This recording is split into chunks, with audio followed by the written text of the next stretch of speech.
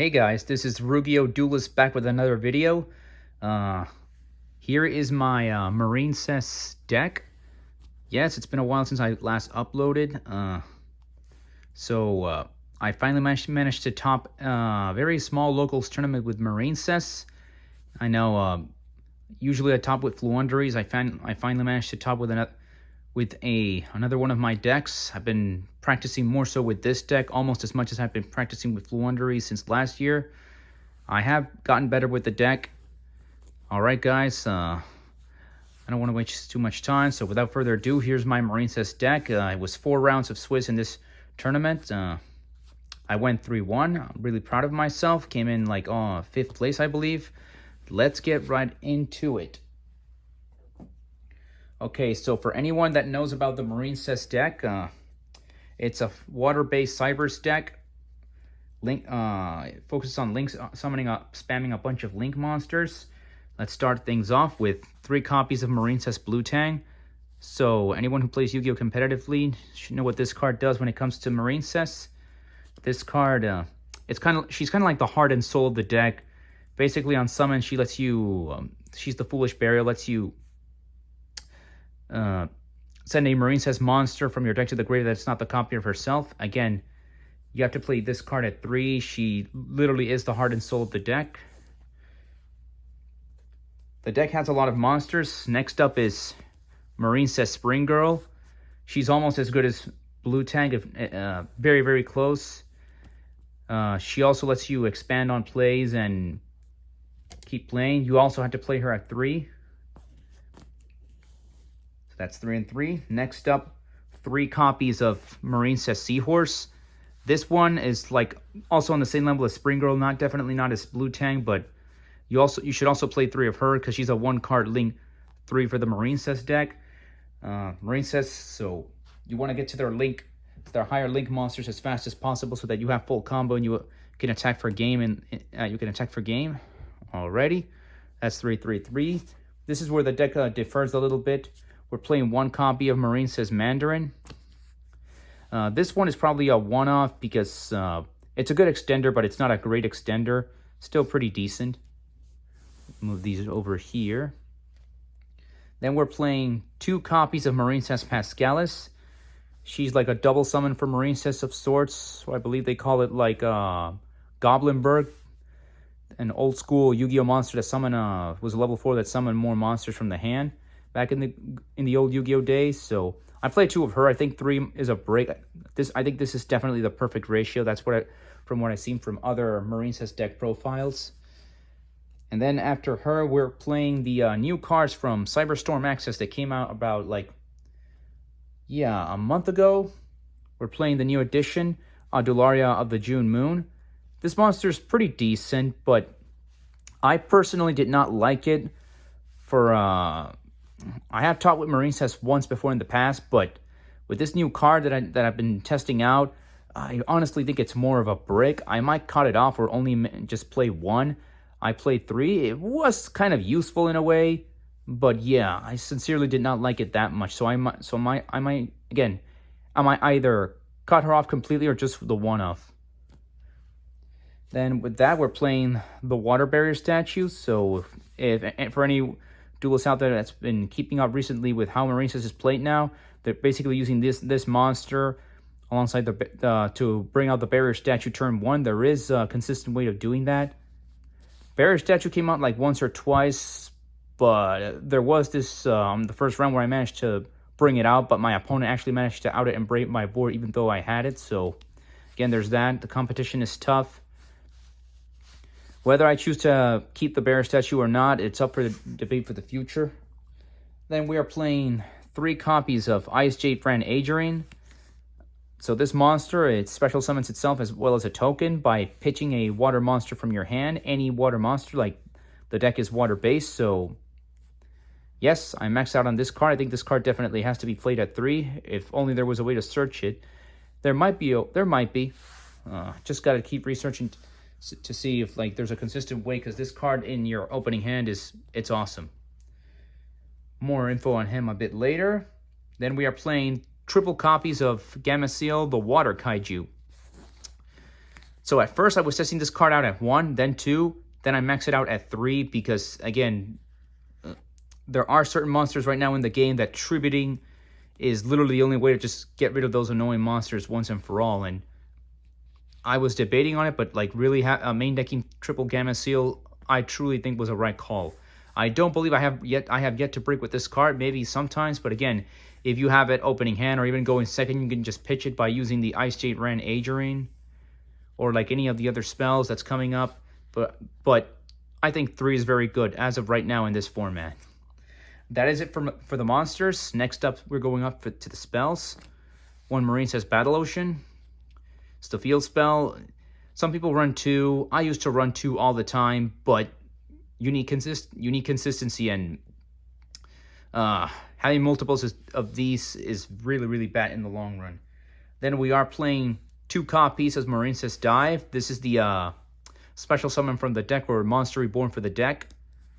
I used to run 3, but definitely 2 is the best ratio for this deck, in my honest opinion.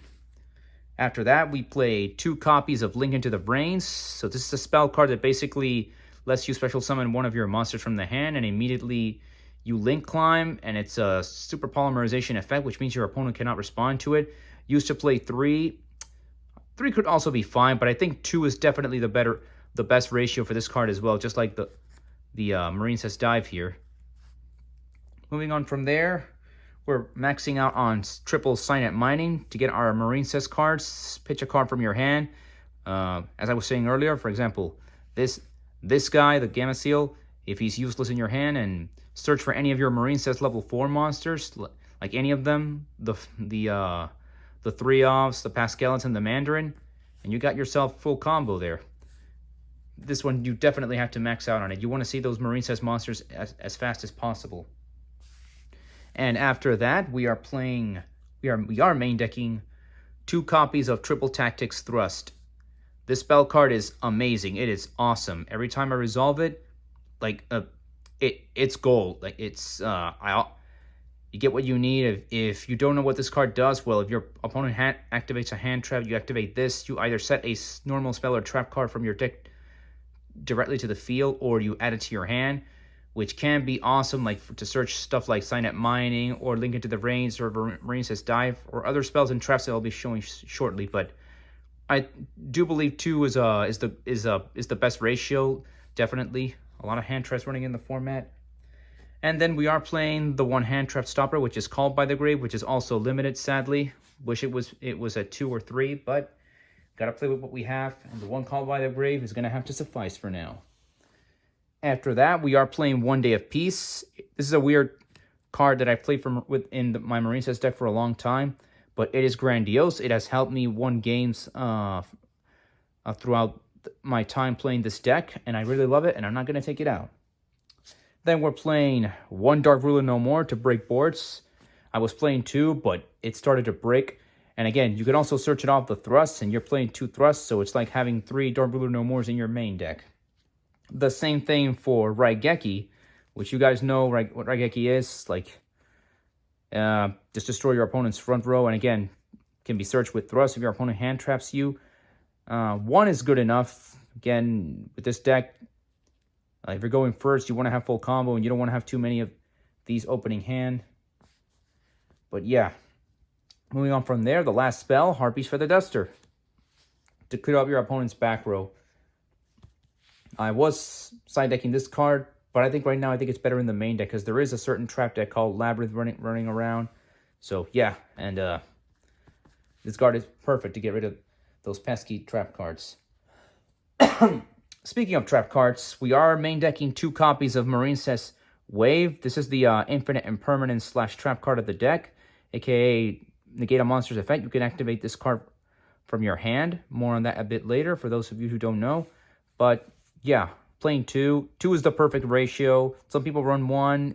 They used to run 3 in the past when the deck came out, but for consistency and competitive purposes, 2 is the best ratio for me. And the last trap card in the deck, I am playing an interesting tech.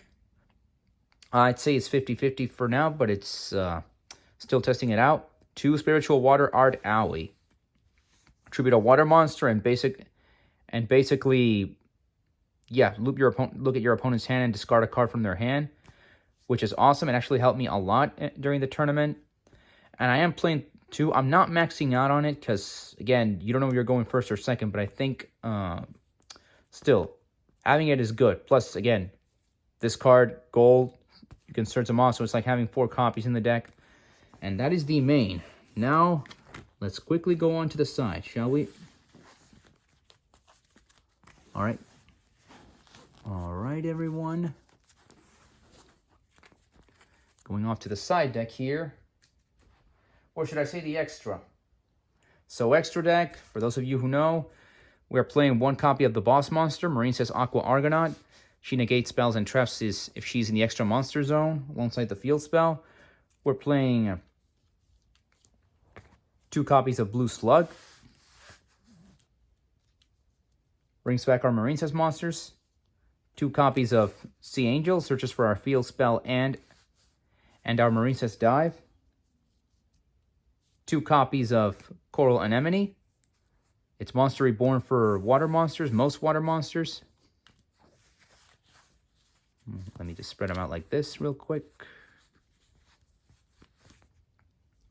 For the rest of the extra deck, we're playing the 1 Coral Triangle. This card is great. Searches for our Marincess Wave, our trap card. It also, if your field is empty, you can banish this card and resurrect 2 of your Marincess Link monsters. Or you can resurrect this, which is the Marble Rock, the other Link 3. This card adds any Marincess card from the graveyard back to the hand during the main phase 1. Great card still. I do believe playing 1 is definitely important. I am playing 1 copy of Crystal Heart. Some people don't like playing this card, but I do. It's very good. Make sure Marincess Link monsters are unaffected. More specifically, you want it to be these 3. And then we're playing 1 copy of Marincess Grey Bubble Reef. This is the 1 card in the extra deck where I rarely go into, but it's still a pretty decent Link 4 monster. And then from there, the last few cards in the extra deck are Bahamut Shark and Totally Awesome, which with Bahamut Shark you can bring out Totally Awesome and have an Omni Negate turn 1. Then we are playing Ice Jade Gymer Agerine. So this Synchro monster, you bring it out with the Tuner Ice Jade monster in the main deck. It basically quick effect. It protects all your monsters from being destroyed by card effects and from being banished for 1 turn. It also has an effect where it can resurrect itself if it's in your graveyard and your opponent banishes cards. And for our final card in the extra deck, we are playing 1 World Sea Dragon Zelantis. There is a lock with this card and the Link 1 and the Link 2, these 2. So if you activate their effects, you go full combo, you're not interrupted, and you bring this card out, you banish the entire board and you rearrange the monsters and put them back in attack or face down defense position. But if your opponent doesn't have any water monsters, well, this card basically locks.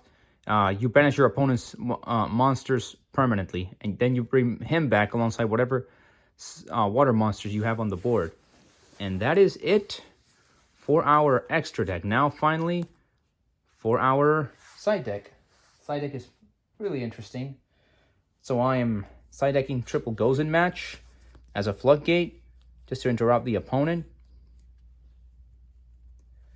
Triple Dimensional Barrier, call out any of the summoning mechanic monsters and basically stop your opponent from playing the game. The 3rd copy of Spiritual Water Art Aoi. 2 Dark Ruler No More to break boards. 2 Raigeki to break boards. 1 Herald of the Abyss. If we run into any unaffected monsters, pay 1,500 life points and get rid of them. And the final card in the side deck is triple Ghost Sister and Spooky Dogwood for life point gains and winning in time. Some people don't like that, but that's just how it is. All right, let's put this side over here. The extra deck over here. And where is our main deck? Oh, here it is. And our main deck right here. Okay, guys, that's going to be it for now. Hope you enjoy. My apologies if I stumble a little bit. It's been a while. But I'm really proud to finally be playing and like actually doing better with another deck besides Floowandereeze. Really like it. Really love this build. When these cards came out, I got them as soon as possible. Really love the deck. I'll try to do everything in I'll do everything in my power to top more often with this deck. It's not easy because of the format and of course the other contending decks in the format. This deck is it's definitely a high tier rogue and it's not to be underestimated, but I gotta be consistent with this and just keep dueling, having fun, and just having a blast. Just play if you can, everyone. Have fun.